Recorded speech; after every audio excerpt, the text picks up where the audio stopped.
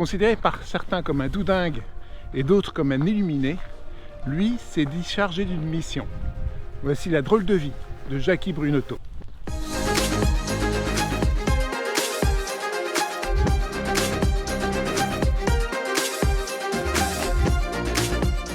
Nous sommes en 1978. Les Français se jettent dans les grandes surfaces. Les parkings sont remplis de voitures neuves achetées à crédit. Les caddies se remplissent de victuailles achetées avec leur nouvelle carte bleue. Les Français sont dans la société de consommation. Au milieu de tout ça, le parking se fige. Arrive un homme, à cheval, et en tenue de poilu. Les gens sont stupéfaits. Mais que fait ce type? On n'est pas à Carnaval.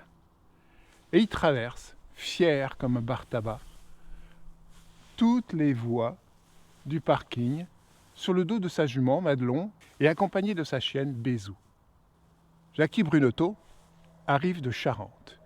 Il vient de faire plus de 1000 km avec sa jument et sa chienne à travers la France, soi-disant pour effectuer sa mission. Mais quelle mission! Il y a quelques mois auparavant, Jacky Brunotto, marié et des enfants, il allait régulièrement à Lourdes et lors d'un de ses voyages, il entend une voix. Non, plutôt, il entend des voix, des appels, dira-t-il. Il a entendu des soldats, des poilus, qui lui ont demandé de leur porter secours. Jacky ne réfléchit pas plus que ça. Il enfile sa tenue de poilu qu'il avait et qu'il honorait à chaque événement important, chevauche sa jument Madelon et part porter secours aux poilus. Il le sait très bien que la guerre est finie depuis plus de 60 ans, mais c'est plus fort que lui. Il se doit d'honorer cette mission. Il arrive ainsi donc dans les régions de Verdun, va aller de cabane en cabane, à un bus abandonné, il va s'aménager comme ça, branquant, de quoi s'installer et de quoi vivre minima, mais il ne sait pas quoi faire. Les champs de bataille sont vides.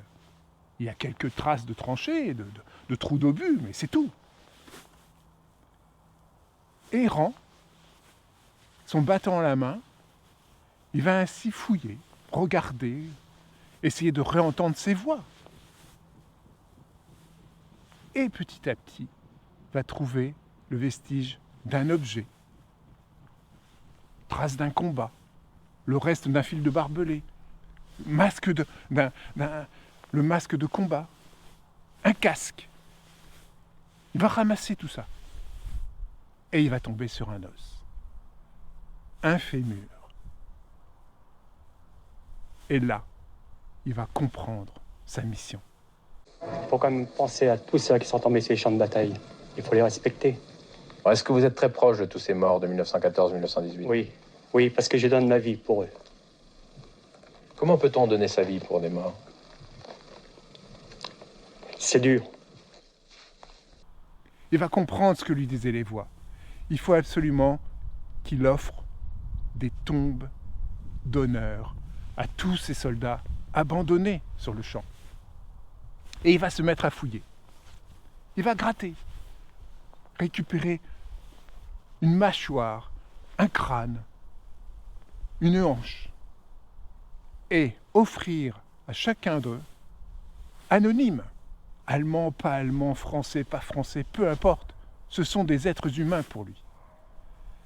Et il va ainsi les ramasser et leur offrir des petites tombes d'honneur pour honorer leur mémoire.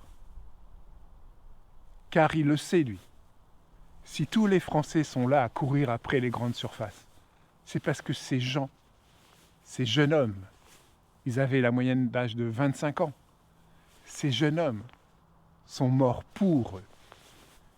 Ils ont sacrifié leur vie pour la liberté des autres. 9 ans plus tard, arrive un journaliste qui va faire un reportage sur lui parce qu'il a entendu parler de cet hurluberlu et va comprendre l'ampleur de la tâche. Ce reportage va passer dans une chaîne très importante et dans une émission très très importante de Jacques Martin à l'époque. Et là, ça va changer pour lui. Il est à ce moment-là basé dans la Somme, pas loin du fort de Thionville. Un fort un peu comme celui-ci. La commune de Thionville va lui octroyer l'accès et l'aménagement du fort de Thionville pour le coût de 1 franc symbolique et l'obligation de créer une association.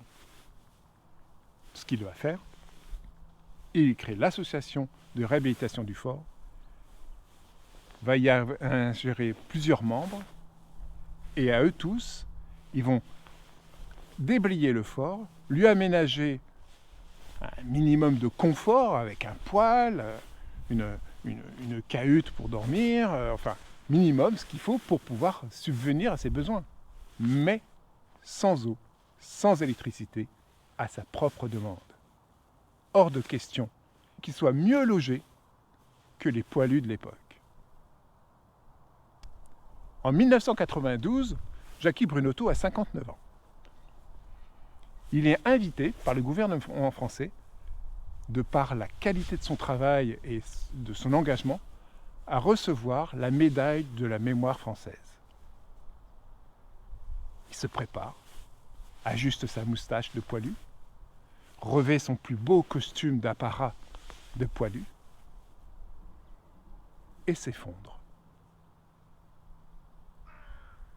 Il sera pris d'une crise cardiaque. Il n'aura jamais eu l'honneur d'être médaillé de son vivant. L'homme qui a consacré 14 ans de sa vie à honorer la mémoire des autres va perdre la mémoire des hommes.